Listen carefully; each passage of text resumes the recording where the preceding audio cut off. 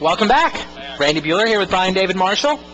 Getting ready for the semifinals of Pro Tour Hollywood. You just saw Manuel Boucher talking about the deck that he put together. I wished him good luck on another ridiculous finish. 17th. That'll do. I think it might be below average for this guy, the way he's playing right now, but still just clearly on a hot streak. We heard him say, just as long as there's not much Revelark in the field, exactly. Well, the field is 25% Revelark at this stage of the tournament. Held constant from the quarters to the semis, one of the 2-1. So we're looking at Jan Roos versus Shuhei Nakamura on one side of the bracket. Merfolk against Elves. Shuhei has dropped exactly one match of Magic so far this weekend, and he dropped it. He dropped it to Jim Harold, playing probably 73 of the same 75 cards that Jan Roos is playing. Right. Jim Harold, Jan Roos' primary playtest partner, right? They work together constantly. They settled on this deck about a week and a half ago, and began adjusting the dials. They began. So, if you look at the deck, you see numbers, you see 2 Ancestral Visions, you see 3 Bosk Bannerets. I mean, the Bannerets. The Merfolk. Merfolk Bannerets. And they are... And there were some questions about that yesterday over dinner. Absolutely. There's forums are saying this can't possibly be right. 2 Ancestral Visions? No way. I asked John about this at lunch, and he said 2 is right. In fact, Jim Harold only played 1. 1. He only played 1 in his deck. Seems harder to believe than 2 somehow. He said, I don't want it on turn 1. I want a guy on turn 1. And he said, but there's certain matchups, like mana ramp decks and slower matchups where playing 1 on turn 3 or 4 is fine. You want this sort of late game surge of card drawing. He's like, but he's like, I don't really want it on turn 1. I want to do what my deck does on turn 1, which is play Merfolk. And he said, so 2 seems to be the right number. Did Pickle play Ancestral Visions? He did. I believe he played 4. All played all 4. All right. If there's a card drawing spell, I understand. John's going to match. Just saying, you got another team that played a Merfolk deck. Yeah, they felt very, very confident in that number. The Bannerets, he said, it's a great card, but I never want 2 of them. Yeah, no, I totally see that. 3 is the right number to play. If you want 1 but not 2, I can totally see the defense of 3 in a card like that. And Jan said he's been influenced very heavily by Jim Harold. Jim Harold, a long-time veteran. Absolutely. He's got 3 Grand Prix wins, right? Yeah. And he said that Jim has really influenced him in saying, like, I really like 1s and 2s. Possibly, something that's breaking from the convention. Yeah, rather than 2s, I think that often I see 1s and 2s in deck lists, and it makes sense to me because it's really like 5s and 6s. Right. Like you get, 4 Shocks and 2 Incinerates or something, right? Where you've got 6 Burn as your package, or 4 Incinerate, 2 Shock, that kind of thing. The Shard Volley is the 5th Incinerate kind of thing. Or the, Sulphur's Blast is the 5th Fire Spell. Which we saw this weekend. Absolutely. Anyway, so Jan Roos playing a Merfolk deck that has already beaten Shuhei Nakamura once. The only match that Shuhei dropped the entire weekend. The only legitimate loss Shuhei's taken. Yeah, scooped the Mahara. And that's it. So that should be interesting. I mean, the matchup doesn't seem like it obviously favors Merfolk, but we'll find out. Now, on the other game, we've got Revelark versus Elves. Yonghang Chu versus Charles Gindy. What do you make of that match? I know that Gindy went to the top. It's true. To try to find a way out of this. It's true. It's a bad matchup for him. Right. Again, we've had people talking about it all weekend long saying, as long as we don't play Lark. Yes. I have a different question for you before we talk about Gindy's decision. Have we had a 61 card Pro Tour champion before? Because probably Shu is playing 61 cards. 61. Yeah, and there's a really good reason for this. Okay. That's what Mahara did in the 17-person box tournament that he won. He's playing the exact... Mahara has changed his list. He's done with this tournament. But Mahara go down to 60, as he tuned in. Shu stayed at 61. He said, any single card I removed from this deck to try in an effort to get to 60, because, damn it, I want to be at 60. Right. Because that's what you do. Right. Every single card, he just said, just completely undermined the foundation of the deck. and he said finally he just had to accept that he was playing a 61 card deck in the semifinals of Pro Tour Los Angeles. Fair enough. Yeah, it was interesting, Gindy. I was walking back from lunch and ran into Z Malchowitz, Hall of Famer, legendary deck builder, and it was kind of like Z was back in his element in this weird way. Like he's played every Pro Tour since he's been inducted, right? Yep. He's having fun. He's playing Magic. It's a good time, and back in the day, Z would always be on the team that was doing tons of work, staying up all night, testing sideboarded matchups for whichever of their teammates happened to make that top 8. So now he's like, Charles Gindy, there's how many Americans are in this top 8? 1. So he's like, there's only 1 American. I take him under my wing. Let me see if I can help him. Right? Got to do it for the, good old U.S. of A. So he's taken Gindy under his wing. He's helping him with sideboarding. And according to Zvi, totally changed Gindy's sideboarding plan for this matchup. Yeah, he said, I've either won or lost the Pro Tour for Gindy. Right. So Gindy was looking at the match, and he's like, all right, I got, he's got stuff to bring in. He's got some reach. He's got to bring in Primal Command to have a potential out against the Fairies mode, some stuff like that. And Zvi was like, look, the card you need to take out in this matchup is Tarmogoyf. It's like, get the Tarmogoyfs out of your deck because your opponent has got Wrath of God, and nothing's going to go to the graveyard in the early game. So, like, Tarmogoyf on the draw, if that's your turn 2 play, then you're losing because it's 0-1. Right. So you have to mulligan a draw with Tarmogoyf as your turn 1 play, and even the ability to throw it out there, if it's an 0-1, it's just going to die to some Wrath of God. So just, zeroed in on Tarmogoyf as the worst card in the deck after sideboarding against Revelark, instead of, like, Civic Wayfinder was the card that Gindy wanted to take out instead. I don't know that was the card. I don't know if Gindy ever wants to take out Civic Wayfinder. He loves that card. That was what he was looking at, was taking out the Wayfinder. Right. It's like, Wayfinders and Perfects were what Gindy was eyeing as sideboard out, and V said no. Tarmogoyfs and maybe it was Thoughtseize. And Thoughtseize, I don't remember what the other card was. But the point being that Zvi really wanted to say, look, your deck can win in the late game. You can't take mana out. You need the Wayfinder. I mean, it's flying beat down better than Tarmogoyf because you're taking your Thoughtseizes out and nothing's going to go to the graveyard, right? If you're... Right, I think it was the package. Like, if you take out Tarmogoyf and Thoughtseize, right. Like if you have the Tarmogoyf, you need the Thoughtseizes, so the Tarmogoyfs are small. So just get that out, put that in the sideboard, and now at least you can come out, Vanquisher, Perfect, and get your Primal Command and get your Profane Command. Right, and what the Wayfinder does is it sets up the commands. He's got something, he's got both Profane and Primal commands. He's actually got the ability to potentially win in the late game because he's got Squall Lines and Cloud Threshers too, and he can just literally burn out Yang Hong Chu. If Chu can't stitch the combo together relatively quickly, Gindy's actually got enough game to win in the late game with direct damage. Yep. So it's interesting. It's like, well, if that's your plan, is to X him out with direct damage, keep the mana, keep Civic Wayfinder. That guy matters. Anyway, it's really interesting to see, how V has just kind of identified, you're the American, my job is to help you. That's my mission. It's Sunday at the Pro Tour. My mission is help somebody figure out sideboarding plans.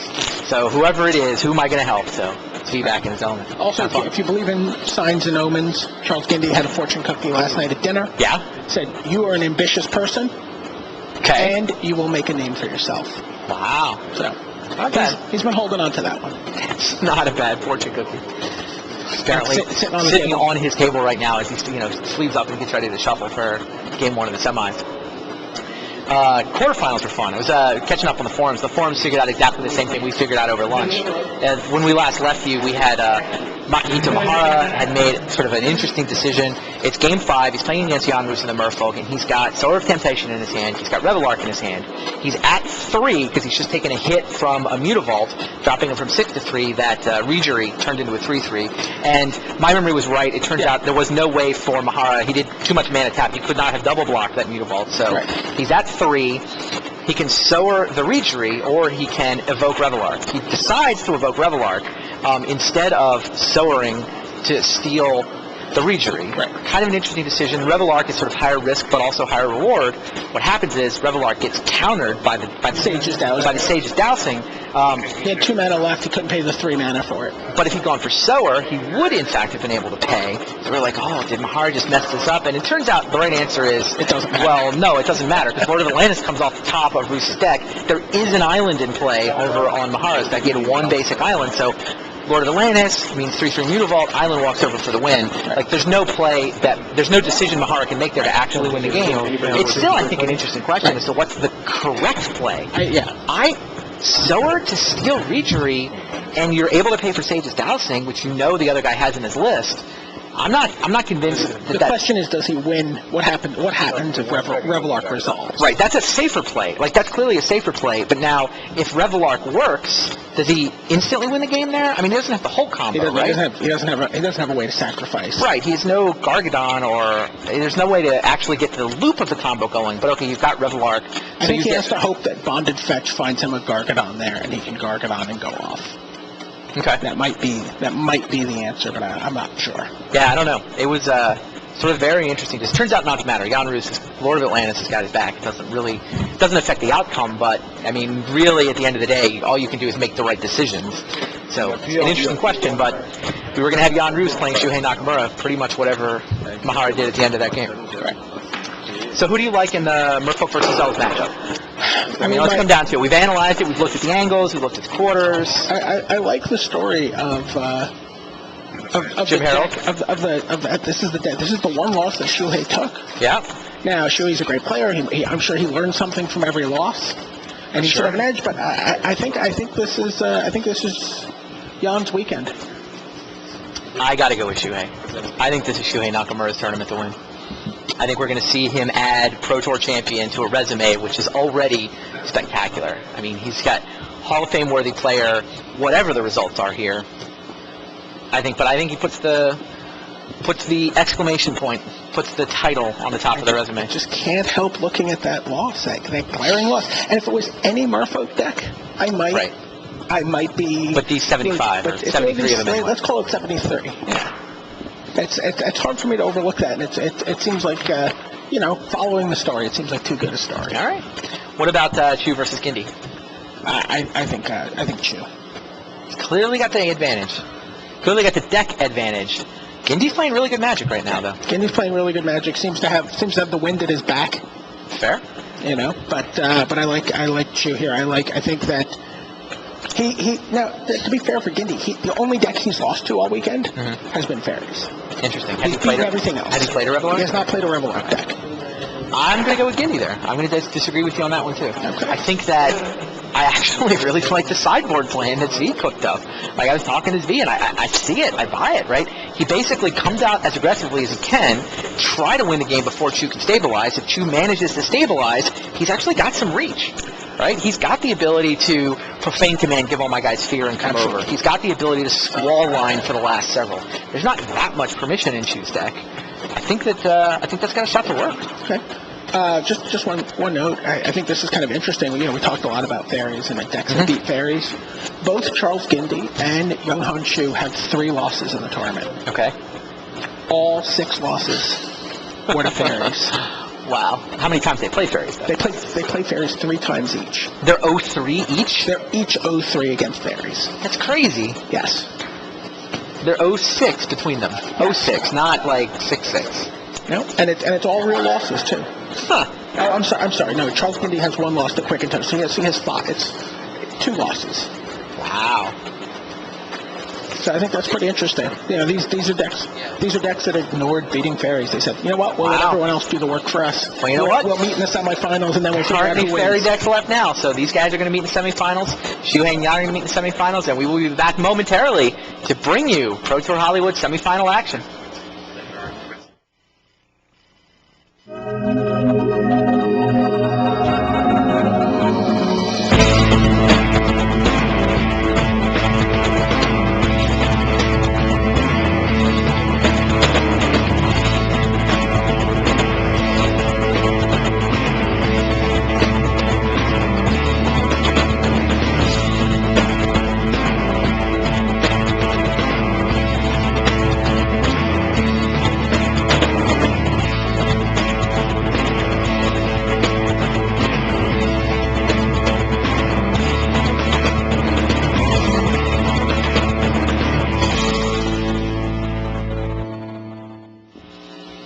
Hello and welcome to Pro Tour Hollywood. I'm Randy Bueller here with Brian David Marshall. We are getting ready for the semifinals.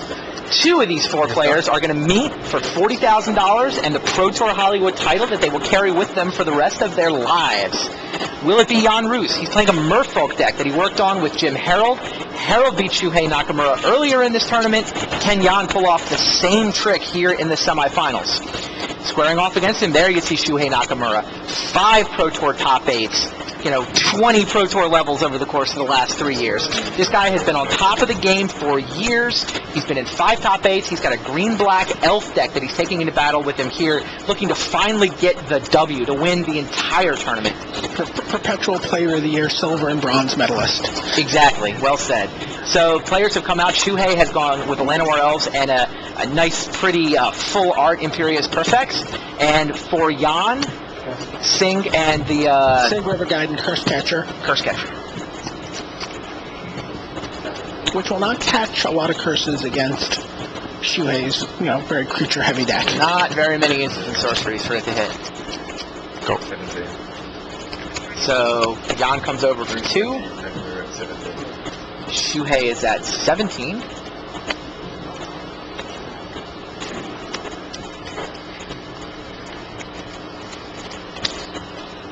On the back table, we've got Younghan Chu versus Charles Gindy. Chu and his Revelark deck had to mulligan to 5 in the first game, and then got thought seized on game 1. So word on the street is that Revelark has got a really good matchup against Gindy's sort of biggish green-black elf deck, but Gindy looking like he's in great shape in the first game. Interesting that Shuhei sends over the Llanowar elves here.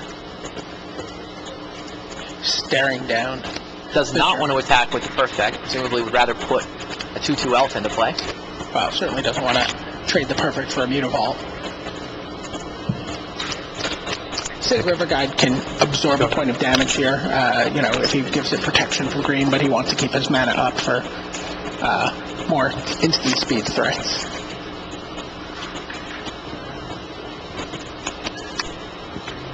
I don't know if we've seen a Perfect actually activate. I haven't seen one on camera yet. It just always dies immediately. There's not a lot of creature kill in the blue-white Merfolk deck, though. There are the Sun Lances. Are those in the sideboard? Those are in the sideboard. That's what I thought. Alright, get a look at Jan's hand. Looks like a couple of lands. I see Lord of Atlantis hiding in there. Lord of Atlantis, and it looked like Silver Gilladeath. He can play both of those this turn, right?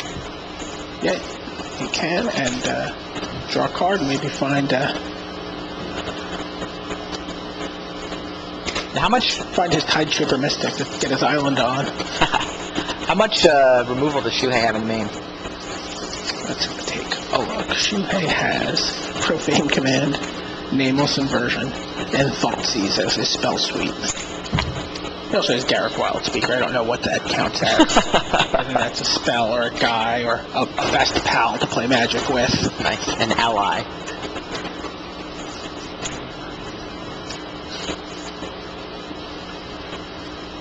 I see Chandra peering over Shuhei's shoulder. Sure.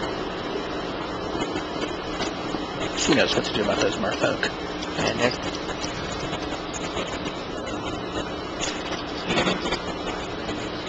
So what's Jan debating here?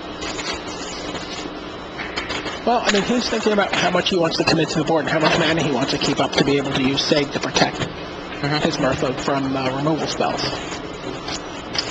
And Charles Gindy has indeed taken a very quick game 1. Couple of Imperious Perfects versus a double mulligan hand. Here comes Silver Gilladeath. Yeah, add after dealing Lord of Atlantis. That seemed like, in all scenarios, that had to be the play there. Right. Get I another guess what he's threat, draw a considering card. is whether or not he's going to play. Right, does he play the Lord of Atlantis? Lord of That's a fair Atlantis, question. But why not? I don't know. It seems like I want to know what the top part of my library is.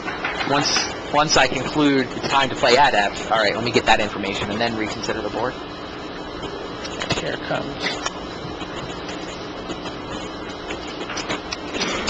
Shuhei makes an elf, blocks with a 2/2, and yep, he's going to force Jan to spend his mana. Interesting. He knows there's Lord of Atlantis in Jan's hand. What do you think of that play? I'm not sure I like that. I think if Jan's going to wind up spending his mana that way, I guess. Effectively, he does not have Lord of Atlantis on play, but he did get to kill an elf. But Nameless Inversion can take out the Sig now. I don't know. I guess he just does what he wants to control the board. Seems fine, I guess. I don't know, there's no mass removal threat. I'd be very tempted to just plop down a Lord, go up to 4.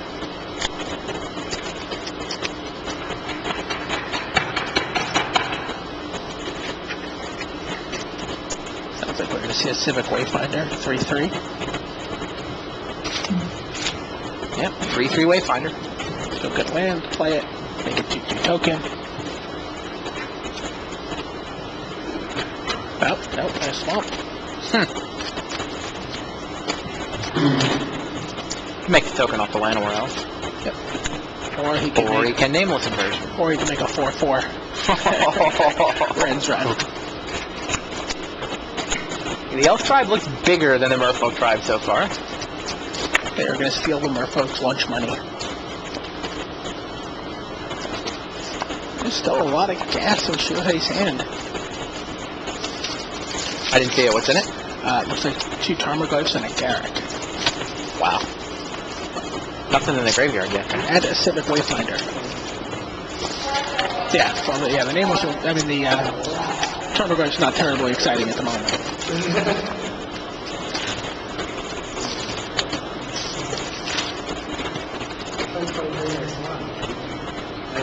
Alright, so the board right now is Sig, Curse Catcher, Silvergill Adept for Jan Roos. Squaring off... Vault and 4 more lands. Right. Here comes Lord of Atlantis. Here comes Lord of Atlantis. Those are the 4 creatures on Jan Roos' side of the board.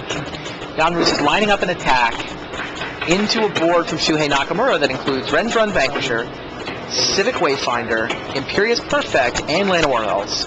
There's no mana left to make a token with Perfect, but +1/+1 ability means that's a 3/3 Wayfinder and a 4/4 Vanquisher. So Sig comes over as a 3/3. Shuhei has lined up a trade. Ren's-Run Vanquisher is going to beat up on the Adept. Sig gives protection to himself, so he'll win that combat, but the Adept loses. So it's effectively a 1-for-1 trade. Wayfinder traded for Adept. And no damage got through, and Roos had to tap some mana. Roos plays another Curse Catcher. I think Edge Nakamura on that exchange, don't you think? It certainly looks that way, and Nakamura gets a 2/2 every turn as well. Right. I mean, if he just stays neutral, and that attack was effectively Jan spent some mana and 2 guys traded, didn't feel like Jan got much of an edge there from that attack. I don't really like Game 1 for Jan at all. Okay. In general, or with this draw? In general. I mean, again, he just has no way to remove a perfect. He has to counter it. Mm-hmm. And it's pretty reasonable for Shuhei to make a turn 2 perfect and just sneak it in out under there. You know, he has 6 counter spells. They all cost 3 or 4. Right. Of course, Jan could build up a nice little army, and I mean, an island would do a lot here, put right? the command in for the win. Remember, if Shuhei gets a Mutavault, his Mutavaults are 3/3 Island Walkers against Jan right now. That's true. There's Garrick. Garrick's up to 4 already. Here comes... I guess that's now a 1/2 Tarmogoyf? Yes, it is. Just creatures in the bin. Yeah, it seems like Jan really needs Tideshaper Mystic. He's got 2 copies of it in his deck. If he creates an island, suddenly he can get through with a bunch of damage, but I don't see how he's going to get through on the board. I mean, I get it. Sig can't get that much pro color. Well, it requires white, so he can only do 1. He can do 2. He has 2. Yeah, he has 2 white sources. I didn't see the Adakar. Yeah, just played an Adakar. Still at 18 to 17. Oh, I mean, he has to do something because Shuhei can conceivably kill him next turn on an overrun. Makes a 2/2 here. Not quite, but it's close, and he has to attack Garrick. Oh, you think he goes pro color, attack Garrick, kill Garrick? He might have to. I mean, he can... Yeah, 4 mana worth of pro green would successfully kill Garrick. Activate Secondus. Yeah, that's exactly what's happening. Well, he can do it once, hit Garrick for 3. I think he wants Garrick done. Yep. And you really see the power of Sig River Guide here. True. Sig River Guide takes out Garrick. But Shuhei stays at 17. True.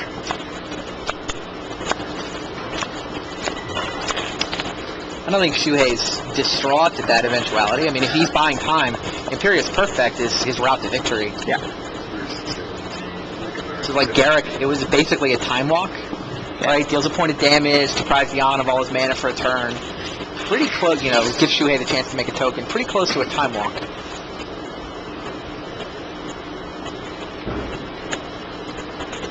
And now, yeah, Shuhei is getting to the point where he can go on offense. No white mana from Jan right now. Vanquisher gets in there for 4. Here's yet another Wayfinder. All right, another 3/3, another land.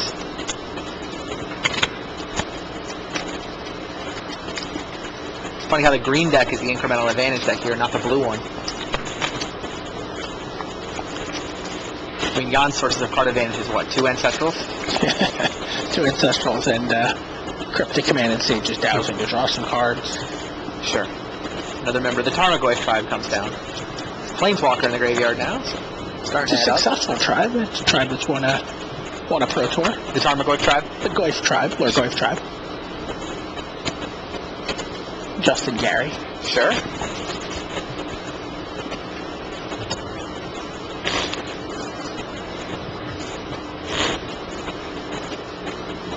That's a pretty good trivia question. How many tribes have appeared in Pro Tour winning decks? Kind of interesting. There's a 3rd activation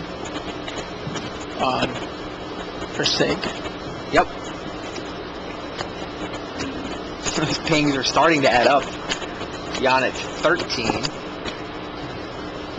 Right now can get in a clear attack for 7. You know, but he really needs, you know, he'd like a Regery. Yeah, I mean, attacking for 7. Shuhei's at 17. Yeah. He's got to play defense. This smells like a Regery coming. No? It's a full price. Full price Silvergill Adept. What does he draw? Shuhei's got a token in the queue. Yep.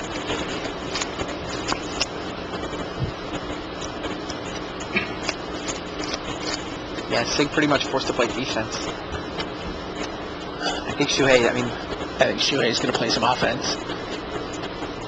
Does Pro Color beat the Vanquisher's ability? It's damage related, so it does. Yeah.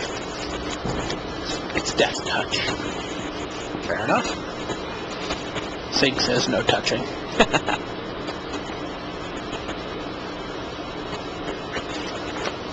We've got 2 types now in the yard with Planeswalker.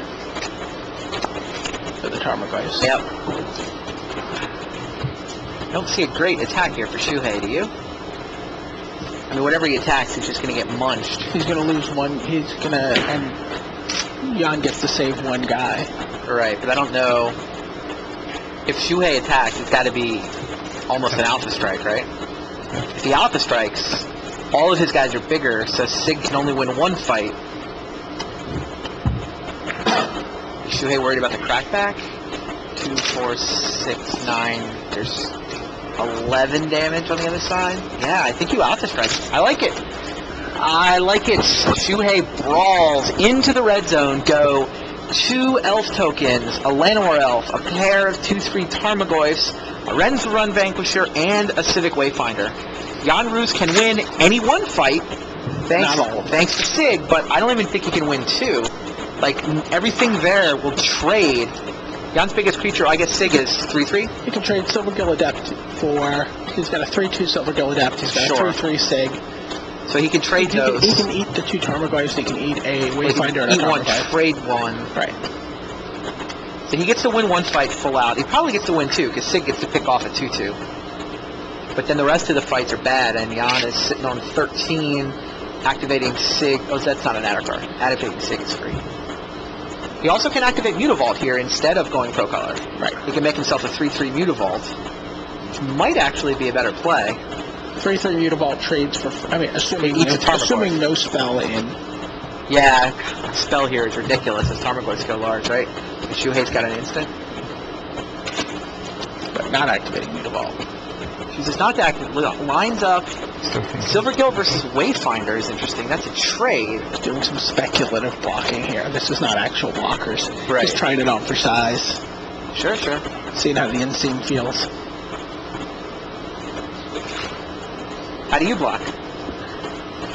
I mean, I'm just trying to pick off the biggest, real cards on the table here. I'm gonna I'm going to try to kill a Tarmogoyf. I'm going to try to kill 2 Tarmogoyfs and keep one of my guys. I think that's my Do you block. risk Sig? Sig is 2/2, right? And then 3/3? Oh, Sig is 3/3. It's Merfolk because we have Lord of Atlantis buffing everything up. So I'd probably put Sig in front of a Tarmogoyf, right? Sig in front of a Tarmogoyf. I mean, if you're worried, you can put Sig in front of an elf so that there's no, like, instant speed. Oh, oops, Tarmogoyf is large. I'm going to try to kill 2 guys. Yeah, it's a 2/3. There's a creature and a planeswalker in the graveyard. I think he has to have more than 2 blocks. I feel like he's taking 2, 4, 6, 8. That takes 11, this block. He's got to get more. He's got to put Sig out there. I don't think he can afford to take a bunch of damage here. Like, what's going to happen next turn? He's just going to attack again. Rinse and repeat. You've got to just line up. I mean, you can win about 2 fights. You can survive this at, I think, plus 2 creatures. I think you probably have to gamble blocking Tarmogoyf too. You can't afford. Sure, he's got the instant. Okay, fine, he lives. Those are his blocks. That's it? Well, he's not going to lose anything this way. No, So what he's got to be thinking about right here is a Regery or Two, Cryptic 4, Command. 6, 8. He takes 11. Why did he... What did he protect? Go. Oriole Druid. Shouldn't both of his guys be alive? Why is the Adept in the graveyard? I don't understand that. Why did Adept die? Didn't he protect it? Or did he protect it?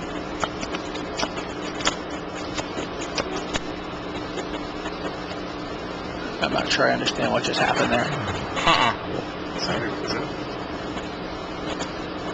Yeah. It looked like he activated the Sig there, didn't he? Yes. I mean, maybe he activated it on Sig to make it pro-green in case the Lord of Atlantis was killed, and then Sig would die. I think that's what he did. I think he activated it and protected Sig. That way, if there was a nameless inversion on Lord of Atlantis, he wouldn't lose Sig, and the damage on Sig would be prevented. Would have been prevented, reduced to 0. That sounds like that was the play. Yeah, Sig protected Sig himself. That's what our spotter on the floor says. Yeah, I think that's a tight play, actually. He just Does it win though? Like, it assumes that Jan's got a play to just needs to keep his Sig alive. I don't see how Sig wins in this game. It's like he's fallen in love with defending it, and he's just going to die to a swarm of elves and Tarmogoyfs and things. So, I mean, with Shuhei on 17, where's the crackback? It's like if he draws another Lord. Well, if he has a Cryptic Command, he can. He gets to buy a whole turn. Regery Cryptic Command here would give him what? Well, it definitely looks like Jan wants to play offense, which has got to mean that Cryptic Command is going to be playing defense. All right, smashy, smashy, into the red zone for 3, 6, 7, 8, 9, 10, 11, 12 potential. Shuhei has a token available to block, and I see a Mutavault hiding in there too. No. My sick read here says Jan has a Cryptic Command. That's, yes.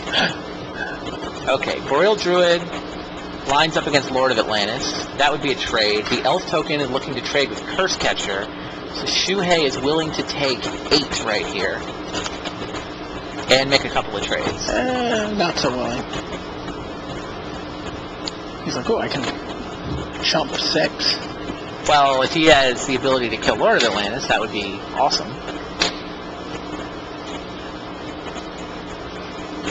If he had the ability to kill Lord of Atlantis, would he have done that last turn? Okay. Goes back to the initial block. He's willing to go trade, including the Lord. And then protect the Lord. Sig is, of course, going to protect Lord of Atlantis. Trade there. Jan is willing, does not want to use Sig a second time, is willing to let the Curse Catcher die. 8 damage to Shuhei, dropping him to 9. Shuhei's on 9, and Roos has 3, 4, 5, 6, 7, potential 10 attackers next turn. So there's got to be a Cryptic Command here. Yes. Jan has the Cryptic Command. That will tap all of Shuhei's creatures. My opponent's control and draw a card. Shuhei's going to go ahead and make an elf token. So he's got a gigantic army, which is tapped. Now, Ken Shuhei got a Mutavault to play defense. That needed something. Jan has lethal.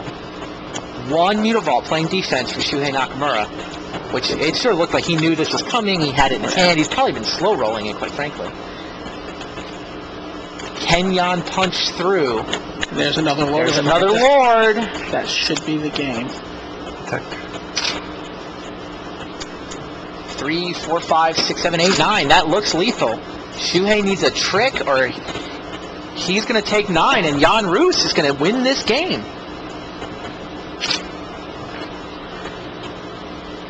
That looks like a scoop hand. That is a scoop hand. Wow. Jan Roos stitches together precisely 20 points of damage. Lord of Atlantis, I think, came off the top of the deck on the last turn. He played... It's exactly what he needed. Cryptic Command and a Lord. Cryptic Command and a Lord, and he got the job done. Wow. Great game by Jan Roos. That Lord of Atlantis was sitting on top of his deck against Mahara, too. That's right. He's won 2 games in a row playing the top deck Lord on the last turn. I guess yeah, pretty much. He had a little more time against Mahara, probably, but great series of decisions there. I would have been really tempted to try to buy more time by trading creatures on when Shuhei went all in on that one attack. Sure, but then you're not going to have as much time. You're not going to be pressing Shuhei's time on the crack back. I agree completely. No, in retrospect, I think Jan's play was clearly correct, and we were speculating in the wrong direction. Like, okay, you buy a couple of turns, but to what purpose? Right. Unless he's got the ability to hit him for like about 9 plus about 9. I mean, hit him for 8 and then 9. And I think Jan was playing, okay, he's got Cryptic Command, so he can potentially, one crack back and then a Cryptic Command. He wanted to win the game in 2 attacks. Right. So he played to maximize the number of creatures that he had left, and he figured, all right, I'm going to take damage. I can go to 1 here, because if I ever get attacked again by anything, I'm pretty much going to lose. Right. He played the game so that he could crack back, 1 Cryptic Command, crack back again, had to win it that way. Needed help from the top of his deck, but he had the top deck Lord of Atlantis to pull this off. Or, I guess if Shuhei does not have a Mutavault. Right. But he needs Shuhei to be on absolute blanks, which we got the likely scenario where, in fact, Shuhei had the ability to play a blocker post Cryptic Command. So Jan needed the top of his deck, played for it, got it. Great, very well played game. Good players are often accused of being lucky, but the good players give themselves the most turns. Completely agree. And the right situation to be in when the top of their deck rewards them. Right, yeah, you could easily say, oh, Jan got lucky, top deck Lord of Atlantis, but no, in fact, he played for it. Right. Good players get lucky because they put cards in their deck that will be good when they draw them off the top. Right? Yeah. And then he played, okay, the only way I can win this game is this series plays out, where, there's a couple of variants on the series. But yeah, he might have to top deck Lord to win that game, but okay, fair enough. That's better than just sitting here and dying or trading creatures and having no game plan for winning. How much pressure's on Nakamura here? Decent amount. I think he thought he had that game. That was sort of not the way Shuhei had it drawn up. His draw was looking good. But hey, Cryptic Command will do that. I mean, probably it's one of the ways the Fairy deck will beat you, right? Yeah. Cryptic Command is just a stunningly powerful card. Every option is good. Right. Dismiss was good enough to be played. Dismiss plus. I ran that card a couple of times. Plus. Start on the back table.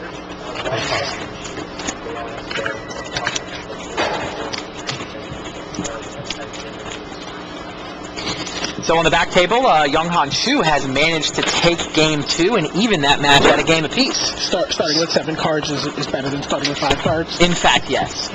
Sower of Temptation stole, and he was able to just attack. Got thought seized a couple of times, couldn't stitch the combo together, but you don't always need to when you get a Sower of Temptation. I watched him play a lot this weekend, and he was beating down with Revelark as often as he was doing anything. He was just flying over and attacking for 4. You see those guys shuffling up for game 3. Meanwhile, we'll watch game 2 between Jan and Shuhei. Shuhei comes out with Pendelhaven Llanowar Elf.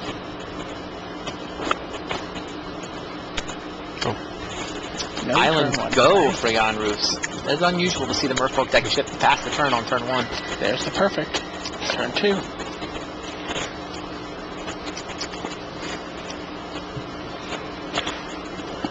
I gotta say, I did not think Rich would win game.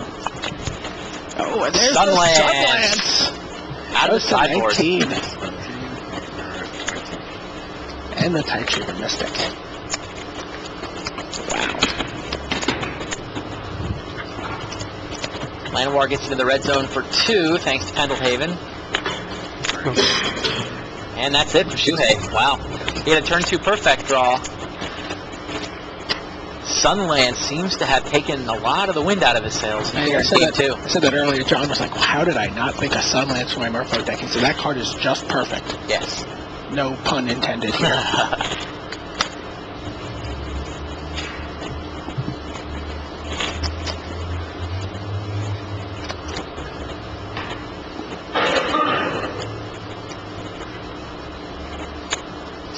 Silvergill Adept revealing... A Merfolk. Yeah, I didn't quite catch which one. I think it was another Type Shaper Mystic, actually.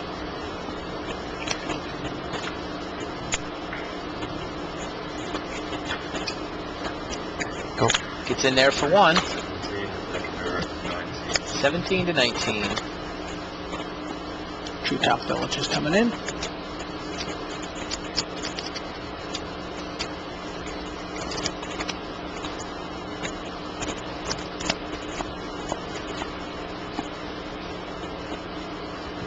Shuhei's hand seems to have a bunch of land in it so far. And the Taps the Pendlehaven so that he can smash with Treetop. And the Ape tribe is heard from. Then Plays plays a the swamp, forest. holding Terror or an Animals Inversion, obviously.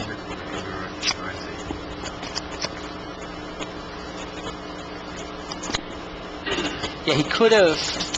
I mean, Shuhei had a couple options there with his mana, right? He could have played the Swamp, used it to activate Treetop, and then had Pendlehaven on Llanowar Elf. Could have brawled with Llanowar Elf if he wanted to. He also had the option to play Treetop Village tapped that turn, but in fact, as you point out, he decided that the best use of those last couple of mana was to leave up Terror.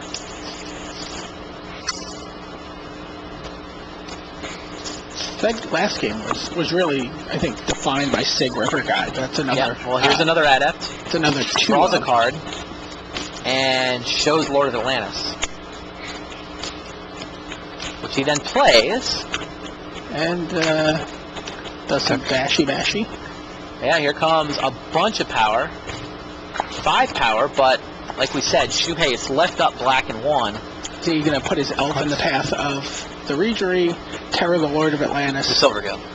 I'm sorry, Yep. Yeah, I like that play. Yeah. He needs to tap a swamp. I think it's understood. Yeah. Fairly well Swamp is implied. Everybody implied. kind of knew what was going on there. Terror plus Llanowar trades for Lord of Atlantis plus the Silvergill. Now what? Ape. Ape you into the red zone with the Treetop Village. And Oriole Druid and Treetop Village into play Trop. Those Treetops might actually be able to get the job done here. Jan needs another second Lord. And if I'm not mistaken, I mean, Shuhei obviously kept this draw with very little creature action other than the Perfect. I suspect he's got another removal spell. If he can pick off the Lords, his creatures just brawl better. Sometimes they brawl better even when he doesn't kill the Lords. His lands brawl better. Right.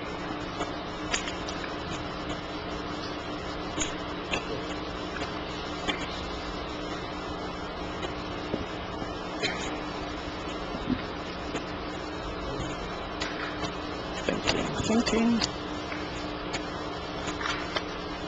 Oh, there's another There is Lord. the second Lord of Atlantis. So that looks like Cracked for 5. 5 damage. Shuhei takes it. Still at 13 even after taking that hit.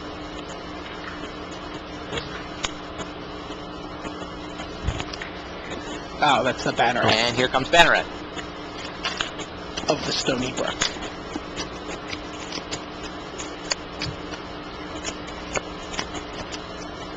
An island walking Mutavault.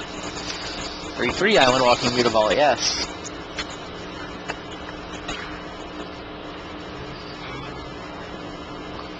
Crack with 2 treetops here. You think? I don't know. He doesn't have a lot of action in his hand, it looks like. I thought I saw Nameless Inversion.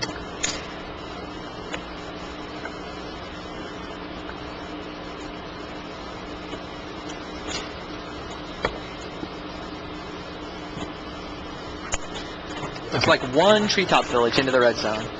Yana's going to take the hit down to 6. Okay, there's the terror. Yeah, probably So terror. Lord of Atlantis goes down. Shuhei's, it's an instant, but you know what? I can tell you, if your opponent's tapped out playing a blue deck, often you blow the instant main phase, just like that. And we've got a 2/3 Boreal Druid, potentially. Okay, he was able to keep Pendelhaven up for that. Sure, yeah, that's a pretty good blocker on this board right now. So 2 Lords of Atlantis have gotten terrified and headed to the graveyard. They're not used to being Treetop up there on the front lines. No.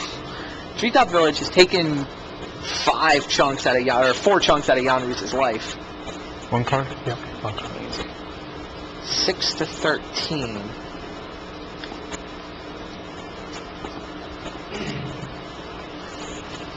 Shuhei down to 1 card in its hand. Jan has the Silvergill Adepts, so he's got a couple left. He plays Revelark. Really Oh, That's a sideboard card for him. interesting. So if Shuhei kills it, 2 Lords of Atlantis are coming back. Wow, that's really good here. I mean, Shuhei's got a bunch of little black removal spells, terrors, and nameless inversions and whatnot. Suddenly Revelark comes down, yeah. But he doesn't have an Island Walking Mutavault anymore. Yeah, that makes it really hard for Shuhei to attack here. He doesn't want to bring 2 Lords of Atlantis back. He's even got there's even the Mystic in play for Jan Roos, so Shuhei has an island whenever Jan wants. Alright, now what? I think that's Now you what. say go. Wow, land go. 2 Mutavaults for Shuhei, but that Revelark is trouble.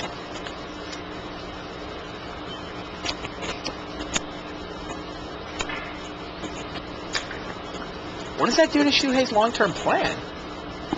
I mean, he's got a Swarm. Can he get the last 5 through? He needs a lot more land if he's going to activate 4 man lands. 4 man lands, but only 3 others, one of which is a Pendelhaven. Well, I mean, if he can kill the Revelark here, he would, for example, have 6 points of Mutavault damage coming in and Island Walking if the Lords of Atlantis came back in. Fair. So if he kills it on his turn, he can just win the game. Assuming... Is Revelark optional or mandatory? Like, is Jan... I think his graveyard, he's obliged to bring back Lord of Atlantis, right? I believe it's May. But yeah, you're right. The second Mutavault actually threatens lethal should Lord of Atlantis come back.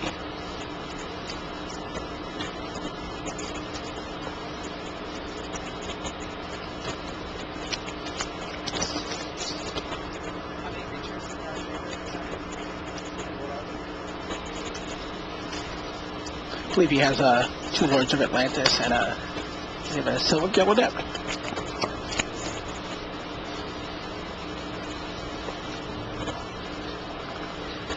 Oh, Revelark's warning is up to 2. It's not a May, but it's a May. Right. So Jan is not obliged to bring a lethal Lord of Atlantis into play. I think you're right that that's how Shuhei has to play this. Right. go. Revelark attacking seems like it opens up a lot more options for Shuhei Nakamura. Seems like it. I'm a little bit Seems like it surprised by opens that. up inevitable.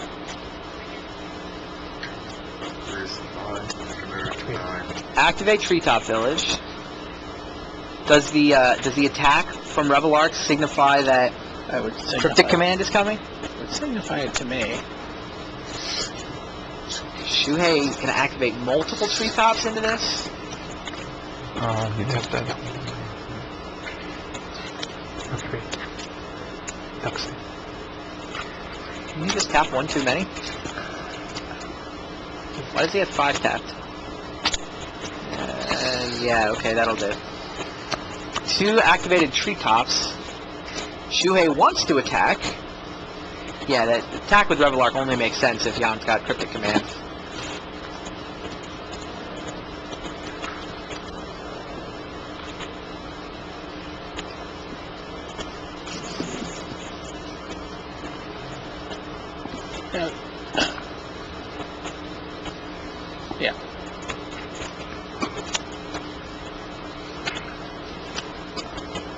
Tap all your guys and Tap all your creatures. draw a card. I don't think bounce something is that exciting here, right? He's already played a land this turn, maybe bouncing the Univault. And bounce this. Bounces the Revelark. Yes, of course. Wow, can he evoke it? Is it lethal? No, he doesn't. It's when it leaves play. No, it's goes to graveyard. 2 mana. Yeah. Oops. No, you're right. It leaves play. Yeah. My bad. I thought so. What was I thinking of? I was thinking of a different card. Yeah, that was pretty good there. Yep. Command taps everything and brings the 2 Lords of Atlantis. Now the Mystic creates an island, and you've got 3, 6, 10, 14 points of damage.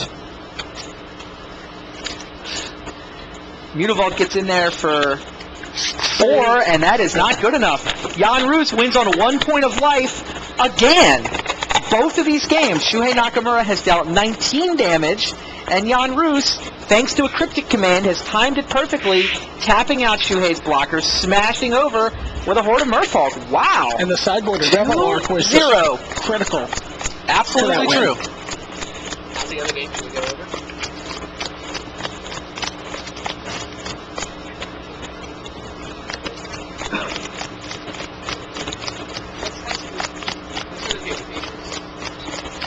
I think we can take a look at some action on one of the other tables. Yeah, Or let's the get, other table.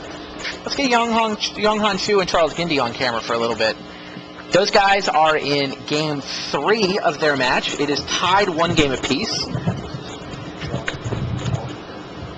Chu does have a suspended Gargadon, and he has a body double in play, so he has almost got the combo stitched together.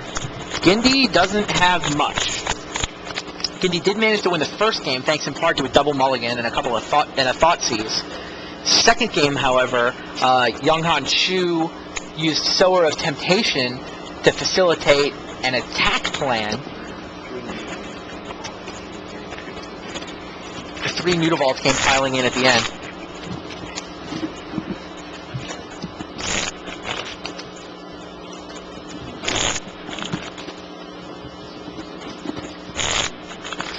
There you get a good look at Younghan Chu. He's from Singapore. He was browsing deck lists on Japanese language websites when he discovered a Makihito Mahara design of Revelark, which had won a 17-person local tournament for a box of Shadowmoor. Younghan Chu shuffled it up, built it, said, hey, this guy's a world champion. And here he sits in the semifinals of the Pro Tour with exactly that I believe 76. I believe it's exactly the 76 that was on the... All right, so Lunar counter on step. Set. On step. Repeat this sacrifices again. body double to Gargadon to bring Sower of Temptation back. Repeat this again with Moon Drifter. He's looping through. The body double is Just draw your whole deck. a Revelark. Draw your whole deck, and then... I will find Every Watcher or Venser. He's going to either bounce all his permanents or gain infinite life. Yep, there you go. There you got to see the combo in action very briefly. We got here just in time. Younghan Chu. So the way this combo works, right? Walk us through it, Brian. How does the combo work exactly? I can try it if you want me to. We're sacrificing Revelark to Gargadon. Right. Returning Very difficult. a body double and something else. Right. So every time the Revelark dies, you get 2 The creatures. body double becomes Revelark. Right. You're doing all of this on top of the remove a counter from Gargadon trigger, so you can do this infinite times. It's all happening very quickly, and then eventually what you're doing is you're looping a Revelark, a body double, and an Aven Riftwatcher, or a Revelark, a body double, and a Mull Drifter to find your deck. Effectively, every trip through the cycle, you get the ability, you get to bring 2 creatures back. One of them is Body a double. Revelark, or what body double doubles is the Revelark, obviously. And the other one is whatever. You get the infinite copies of something. It could be Venser, bouncing every permanent your opponent has.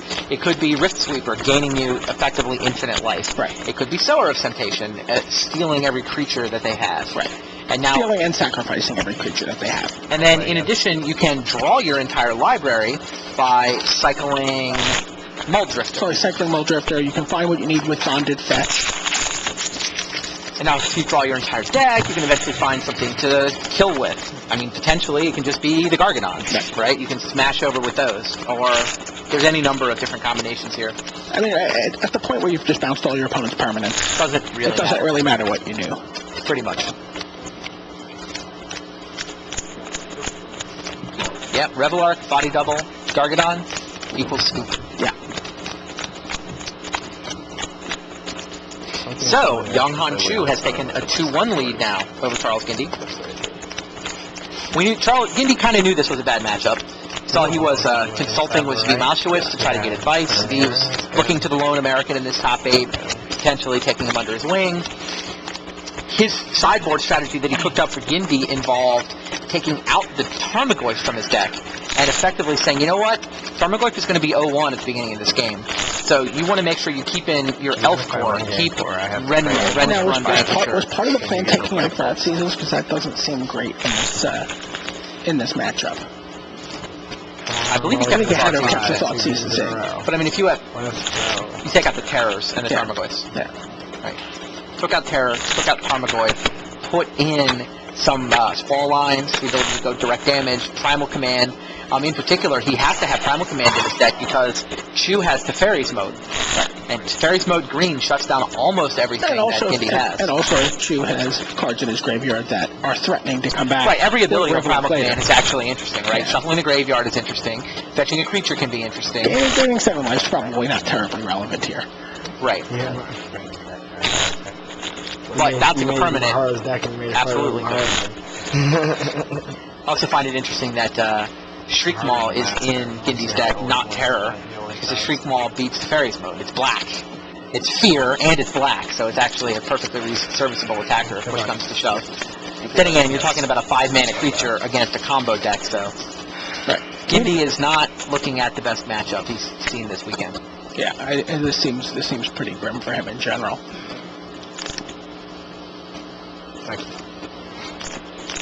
Gindy really enjoying this match, though. Oh yeah, he seems having to be having a lot a of tough time fun. this weekend. He's been playing Magic forever. He was 12 years old. This is really, something he's dreamed about for a decade. Now, yeah, here he sits, spent half his life dreaming about what it would be like to be on stage on Sunday, and now here he is. Facing off against some stupid combo deck. Yeah, he's got a very honest sort of green-black elf build. Right, it's the classic fair versus unfair battle. It's true. Treetop gets in there for 3. Apes the face. Go.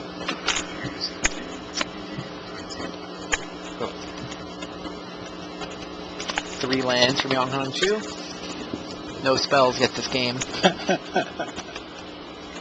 Llanowar Elf revealed. And There's a Renrun Vanquisher. That's gonna get stolen. Plus the Llanowar Elf, which Yeah, gets gets rune rune snagged. 6, 7.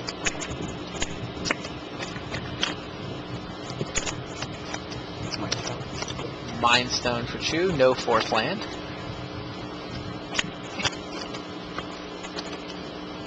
Meanwhile, it seems like Shuhei is Yeah, we've got an angle on table 1, and Shuhei threatening to Nakamura even up has this match. 6 different elves in play, including 6 creatures, including 2 Vanquishers and a Perfect. He's also got a Shriek Maul, and there is just 1 Sig River Guide on Jan Rutz's side of the table. 1 Banneret, 1 Adept, 1 Lord of Atlantis. Yeah, Rutz is trying to rebuild, but Shuhei clearly had an advantage there. Trying to force game 4. He's down 0-2, so he's got back against the wall. I don't think he did. Yeah. Yep, and Shuhei scoops him up. So Shuhei Nakamura takes a really quick game 3. Jan Russ now leads 2-1 in that match. Over here on the table we're watching, Gindy attacks with a Vanquisher, knocks Chu down to 17. Oh, that Vanquisher and a Treetop, so he's down to 14. And yeah, here comes Sower of Temptation, stealing the Rentron Vanquisher.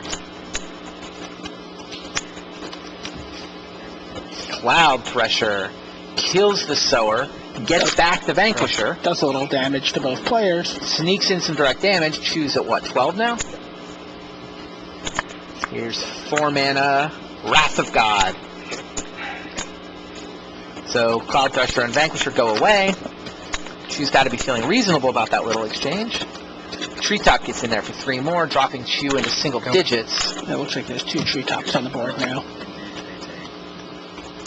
Yep, second And treetop. there's 1 Teferi's. Oh, treetop's green, right? Yes, it is. It is a green ape. Tarzan? Chu's got 4 cards, and now he's got Teferi's mode. That is a Shriek Maw.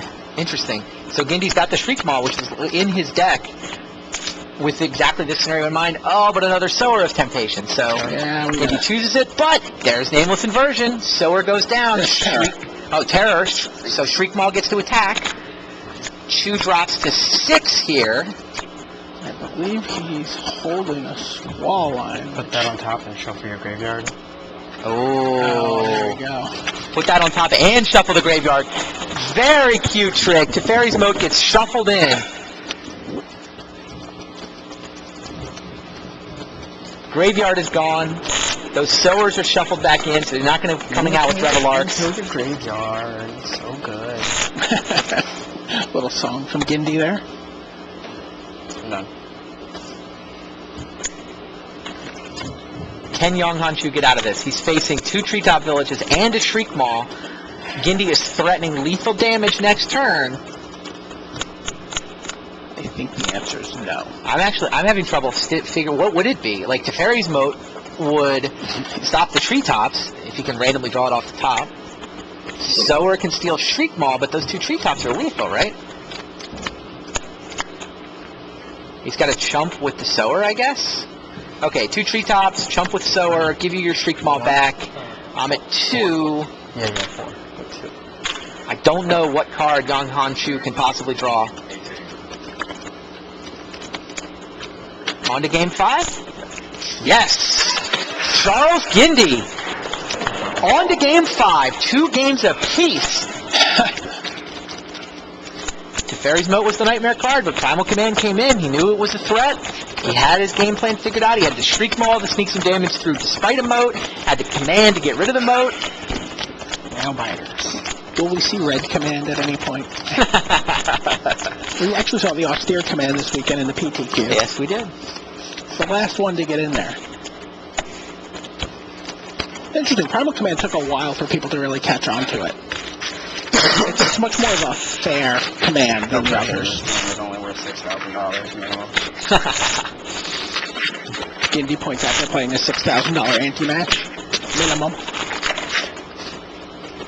It's a lot more than that when you factor in the value of the finals. Factor in the pro points, The appearance the fees, club levels, the appearance fees. the suddenly being at the top of the Player of the Year race, tied with John. I'm sure that's changed with some other players, but you're right in the mix of Player of the Year if you win this Absolutely. tournament.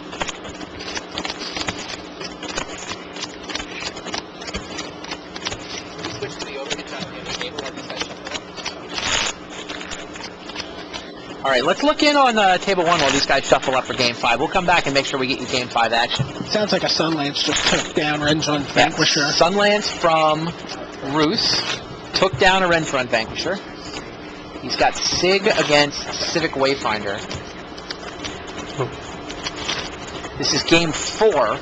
Jan Roos is up 2 games to 1, so he's just got to win either this one or the next one in order to claim 1 seat in the finals. Shuhei Nakamura back against the wall, down 0-2. He's come a third of the way back.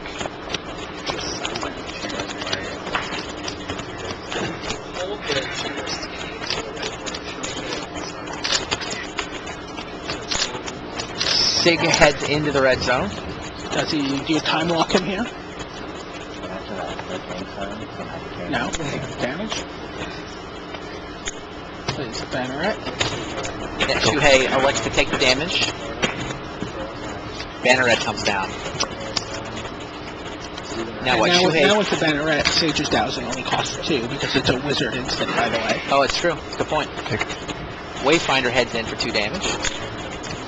Jan declines to block with his Banneret. 18. Yeah, a lot of people can walk into a Dowsing there and not even realize it's castable, but 2 and a Banneret will get the I job don't done. think Shuhei's done it. Fair.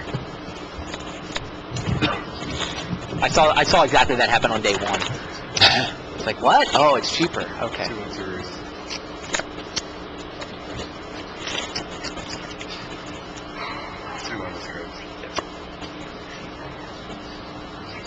All right, there's a Mutavault and a Treetop Village on Shuhei's side of the table. It's a fairy conclave amongst Jan's land. Shuhei not casting a lot of spells. There's a Tide Shaper Mystic. Shuts off one of those man lands next turn. True. Island walks, potentially. Fifth land from Shuhei, and Run Vanquisher, revealing Boreal Druid. Now with 3 mana up. Now with extra Sage's Dowsing paid.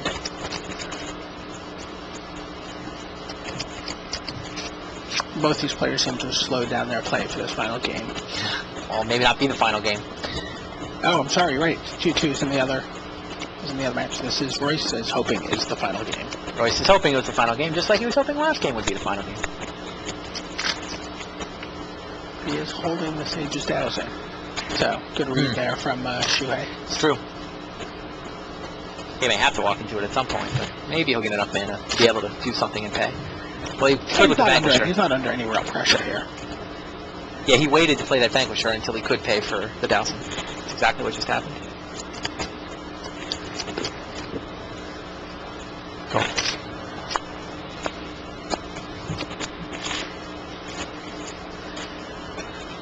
Yeah, I want to just watch this game out to its conclusion, then go to the other table, then come back here for the game 5. So let's just watch everything. And another Civic Wayfinder.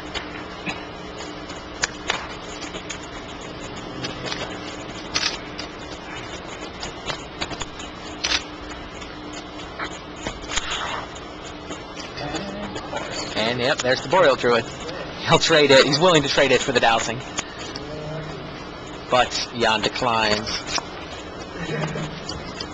At this point in the game, what is it? Well, I guess he's going to try to get like a late mid-combat nameless inversion or something with it. Is it still holding Garrick at bay? Sure. No, not really. He can pay with the, now that he has the Boreal. Oh, with the Boreal Druid, sure. Yeah, I might have just used it there, right? Alright.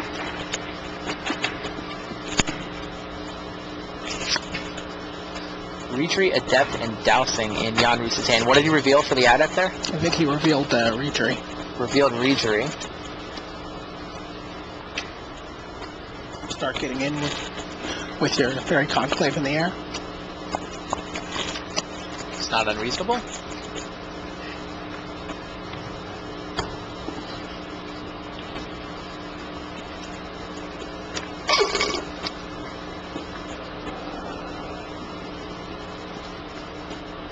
Is that the sound of my iced coffee going out over the air? I think so. I ordered in expecting a Guillaume match today. Alright, here's Regery, right?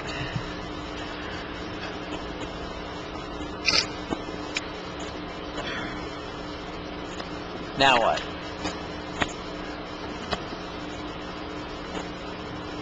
It's going to be, I think this is... I like the fact that he held on to the Dowsing, by the way.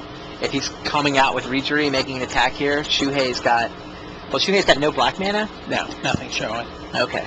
Oh, actually, is that an Urborg? He might have all black mana. Yes. Urborg's in play, so Actually attach it in this Treetop Village. turns off the Treetop Village, Island. Yeah. makes an island. And attacks with his 2 Island Walkers. Sega and the Banneret Take 5. have Island Walk naturally.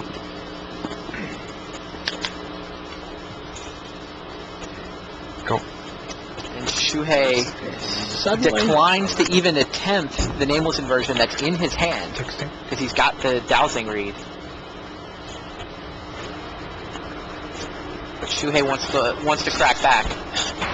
2 Wayfinders and a Vanquisher are interested in cracking back. just doing a little bit of a dance there. The Civic Wayfinder 2-step. He has been beaten twice by Cryptic Command already. I think Shuhei's got to be thinking about that, right? He's got game 1, he got Jan Roos to 1. Game 2, he got Jan Roos to 1.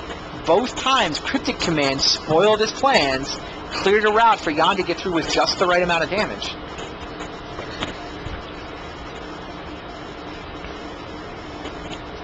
See, this is not Shuhei at his most confident. Got a little bit of, Lucy with the football going on here. My very American-centric reference. I think Peanuts is pretty international. They know about Charlie Brown and Lucy pulling the football in Japan? I think they know about that everywhere. All right. It's a bajillion-dollar brand. Looks like just the Vanquisher heads into the red zone.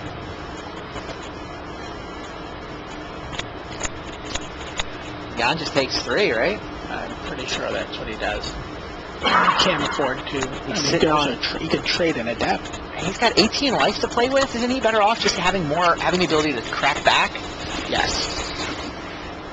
I mean, Jan's... But he could also kill the Vanquisher.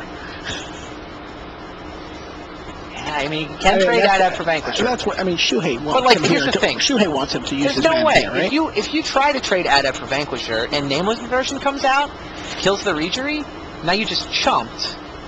Your dousing isn't going to help you because Shuhei's got tons of untapped mana. I don't see any reason to risk a block here. You're just opening yourself up to a 2-for-1. Yeah, absolutely. Which is what Shuhei would really like. Yes, absolutely.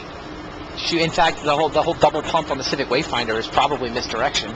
He's probably trying to get Jan to think about creature combat and forget about the instants that could be coming out of his hand.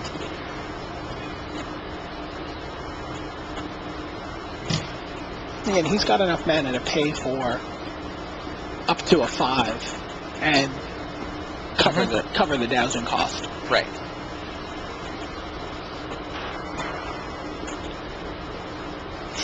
Looks like Jan's going to risk it. Does not put Shuhei on a removal spell. Well, he gets to do both actually here. He still has the dowsing. He can pay 2 and dowsing costs 2. So He can double dowsing? he can use Sig and dowsing. Oh, Sig and dowsing. Okay. Is that damage? Yep. Okay. So this is going to work because no, of Sig. He's fine to make the trade. Well, I mean, you're right. Sig is what throws it off. That's why that play works. The fact that Sig can get the adept. Once Jan, they're both kind of content. They're kind of looking at each other funny, going, I could go pro color. Yeah, I could kill something. How about we just let these guys trade? Okay, deal. Resolves.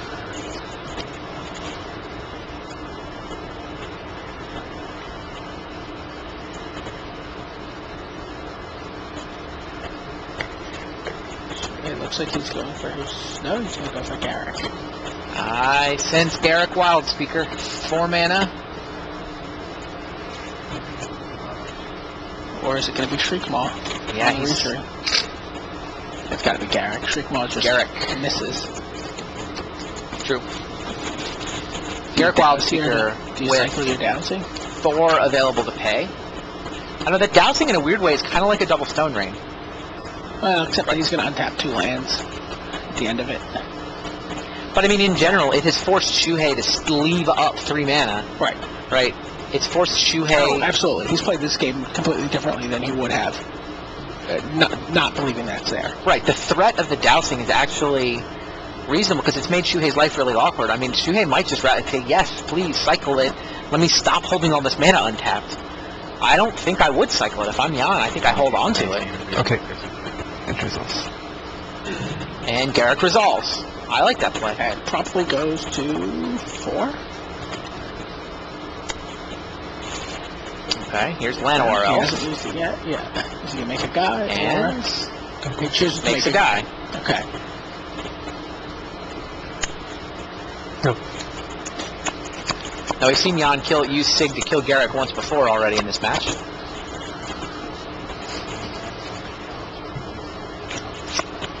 Interestingly, Jan only has 1 card in his hand, too. So if he uses the dousing, he's no longer threatening anything. Right. There's no mystery left. Could be- What could be in his hand? Yeah. Could it be Cryptic Command? Right, Which exactly. Which is the card that You give Shuhei a ton of information. Shuhei's really scared of. That's all the more reason to hold on to it.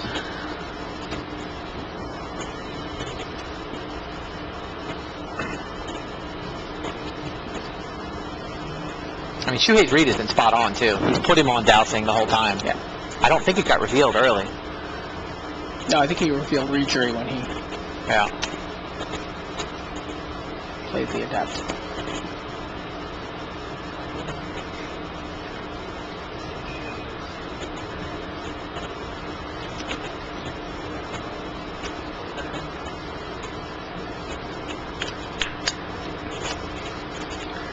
All right.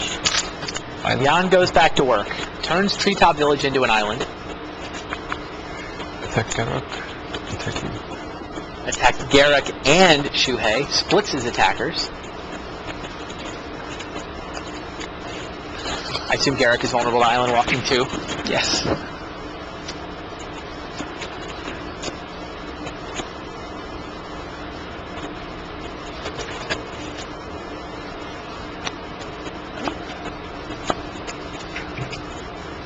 Gonna attempt to terror.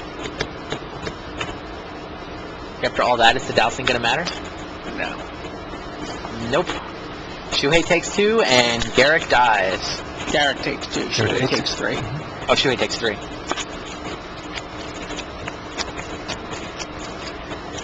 Shuhei's at 8 now, I believe. Yeah. And there's Sunlance Go. cleaning up Garrick's leavings. Jan Roos is up 2 games to 1. He's playing one of the absolute best players on tour right now in Shuhei Nakamura. Shuhei has traveled all over the world, racking up pro points right and left. One of the only things he has not racked up is a Pro Tour title. Or a win this weekend against Merfolk. He lost to pretty much this deck in the Swiss. Jan Roos' teammate and playtest partner Jim Harold took out Shuhei on day 1. Shuhei's only loss on the weekend until now. Activates Treetop Shuhei's Village. not going down without a fight, though. He's on 8. Opponent's on 18. 9 power worth of creatures on Shuhei's side of the board. Heading in for an attack. Looks like Sending in 2 7. Wayfinders and a Treetop Village. 7 potential points of damage. There's a potential Rejury available to block. There's also a Fairy Conclave available to block. I think it looks like Boreal Druid's joining the party a little late. There we go. Pendlehaven makes the Druid big enough to potentially beat up Rejury too. Yep. So 8 damage. Jan Roos would potentially fall to 10 if he just takes this. He's going to put the Rejury in front of Pacific Wayfinder, give it protection. Yeah. Sig will allow the Rejury to win that fight. And there'll still be 1 more white mana left for Jan. Trying to decide about the Boreal Druid here. Yeah, Sig has just dominated this game. This has been all Sig all the time. I mean, Shuhei's hand, if I'm not mistaken, is a Shriek Maul and an Aimless inversion? Yes. Like, how ridiculous has Sig been here? Take 7. Ring. I take. 7. Yeah, Jan takes 7, but Rejury survives. Sig has still got white mana available, and Shuhei is just sitting staring at those black spells. They should be amazing in this matchup. He's got a Shriek Maul and he's got an Aimless inversion. He just needs to kill Rejury, and he can't do it. Plenty of mana, plenty of Sig activations. This is sort of the dream for the Sig player, you know? 7 lands, 4 sources of white. Doesn't always work out quite this well. But this is how you draw it up, right? Got a Rejury, got a Sig, got a couple of Dorks. You make Mutavault an island to 5, 7. He's 1 short. He can't protect the Fairy Conclave.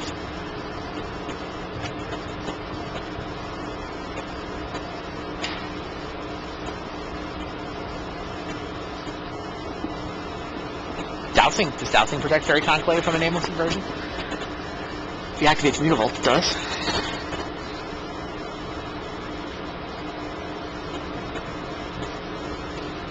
Is this the play where Jan Royce will win? Alright. Island. Mutavault is an island. Banneret and Sig look interested in attacking.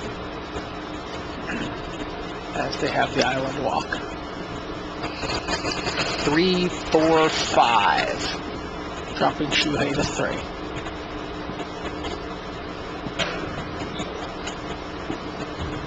Yeah, all that untapped white mana. Preventing Shuhei from doing anything.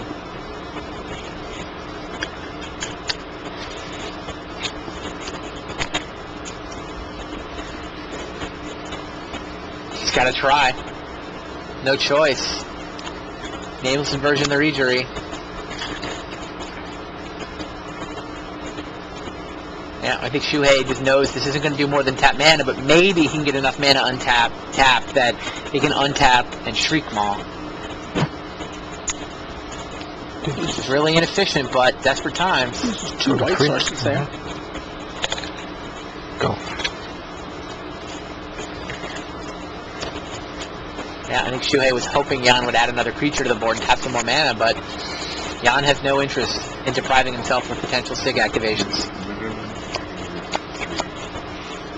Shuhei Nakamura has just 3 points of life left. He's down 2 games to 1. He's feeling pretty good when he took out Paulo Vitor Damodorosa in the quarterfinals. Activates Treetop, activates Mutavault.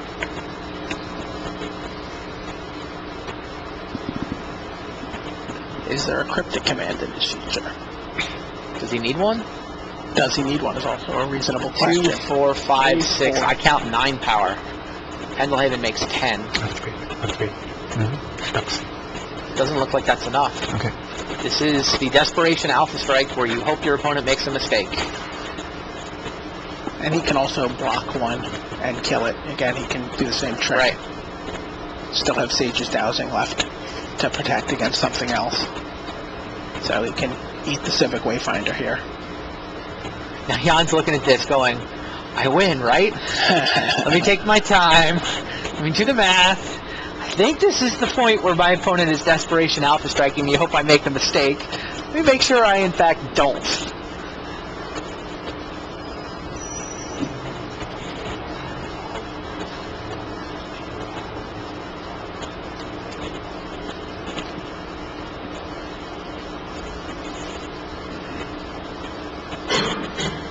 As soon as this match is over, we'll go. Yep, we'll go find out Game 5 between Yang Han-Shu and Charles Gindy. I feel like this match is, the reason I say that is I feel like this match is going to be over very soon.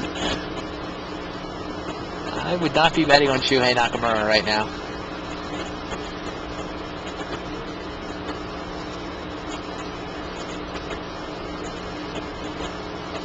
I mean, So what is the optimal we think- play here? I guess if he's really, he can say take it, He can say take it. but there's no reason to I don't- not block a Civic Wayfinder here. I agree. I think you block. You'll still have a SIG activation left, And you still have Dowsing in your hand. and you still have Dowsing in your hand. Well, Well, after you activate, you have one or the other.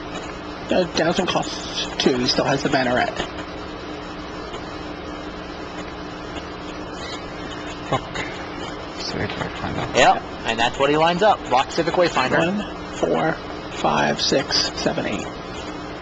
That's not enough. Unless Shuhei is playing Giant Growth. Right. Yeah, Giant Growth would be really good here. Protection 3.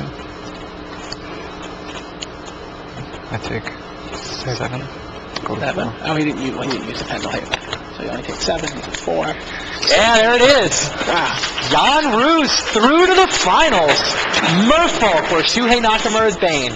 His green-black elf deck took out everybody else, every other deck that anybody threw against him on the entire weekend. But that 0-2 against Merfolk means Shuhei Nakamura comes up short. Top 8, number 5, semifinal exit. This is the only deck Shuhei Nakamura has lost to in this tournament. But Jan Roos will be playing for the finals. So we're going to move our cameras over to the other game. We're not going to let them start until we get there.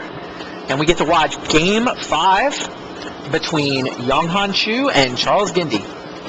All right, there's Gindy on the right, Yang Han-Shu on the left. Yang Han-Shu did have to mulligan to 5. That's how Gindy won Game 1, was versus a double mulligan. It's not a great matchup for Charles Gindy, playing his elf deck against Revelark, but your opponent mulligans to 5, and there comes Llanowar Elf, turn 2 Llanowar Elf. Yeah. 2-land done for Yonghan Chu. So Charles Gindy is starting to smell blood in the water. And you can hear a little murmur going Yes. through the American audience sitting out here watching the match. Only one American. Oh, Oh, Colossus on turn 3. Yonghan Chu draws. Go. Suspends a Gargadon. No third land. That Gargadon is not going to be relevant. wow. Another Mutavault. 1, 2, 3, 4. Garrick Wild. Garrick Wild Speaker. Untap 2 lands. Attack for 6. Yeah, he can untap and get a Mutavault in on the attack. Can also potentially make an Elephant. Add the timer. Untap. Adds a counter to untap 2. Here comes Mutavault and Colossus. Crunch. 6 damage. Kill. And a Boreal Druid. And overrun you to death next turn. Yonghan Chu sitting on 2 land. Double mulligan against the Elf deck. Is Revelark going to get knocked out? Is Charles Gindy going to be the hometown hero in the finals? There's Treetop Village. There's Mutavault. There's Overrun. And there's the hand! Charles Gindy through to the finals. His opponent had to double mulligan twice, but he'll take it. That's why they play him out.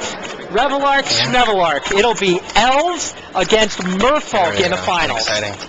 Woo! Again, I'm sorry for your Wow. Charles Gindy apologizing to his opponent. I'm sorry you had to mulligan twice. He doesn't actually mean it. I think He's a it's nice guy. He might mean it a little He bit. might mean it a little bit, but you're mulligan double mulligans in the semifinals of the Pro Tour. You're pumping the fist. I don't know.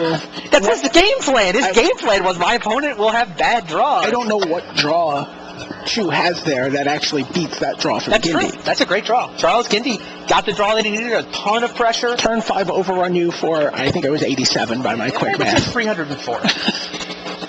So our finals is going to be Charles Gindy, the one American in the final, in the top 8, is now through to the finals, defending the home turf. He'll be taking his elf deck into battle against the Merfolk of Jan Roos. Jan just took out one elf deck in the hands of Shuhei Nakamura in the semifinals. Now he gets to take on Gindy in the finals. Those finals are about 10 minutes away. Brian and I are going to take a real quick break. We will be back in 10 minutes. We'll find out who's going to win Pro Tour Hollywood, who's going to go to the top of the Player of the Year standings, who's going to get on the gravy train for the next year, who's going to win $40,000. And jump to the top of the Player of the Year standing. Yeah, stay tuned. We'll find out.